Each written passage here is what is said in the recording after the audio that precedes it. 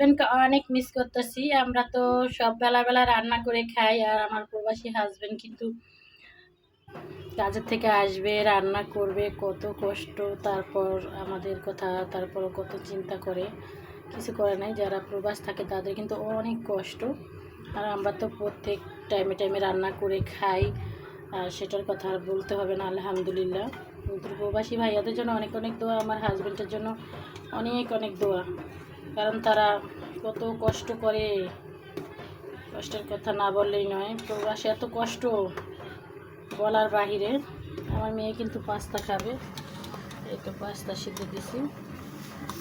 একটা বাচ্চা তো যখন যা খেতে ইচ্ছে করে তখন এই তা রান্না করে দিতে হয় আর কি। পাস্তাটা সিদ্ধ দিছি।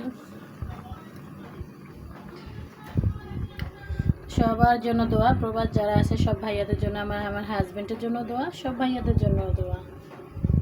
অনেক ভাইয়ারা কিন্তু আমার ভিডিও দেখে বলে, আপু আমি ওই বাহিরে থাকি, আমরা আপনার রান্নাবাড়ার ভিডিওগুলো দেখে অনেক ভালো লাগে, আমরা তো রান্না করতে পারি না। তা আমি অনেক মিস করি ভাইয়াদেরকে। যাই হোক, ভাইয়াদের জন্য অনেক অনেক দোয়া রইল, তারা যেন বাংলাদেশ আইসা তাদের মা বাবার কাছে আসতে পারে, মায়ের হাতের রান্না খেতে পারে, এটাই আর কি।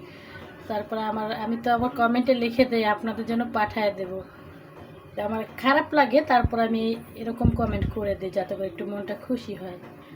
যদি পারতাম তাহলে আমার হাজব্যান্ডের জন্যই পাঠাইতাম, পারতেছি না তো। সবার জন্য দোয়া রইল।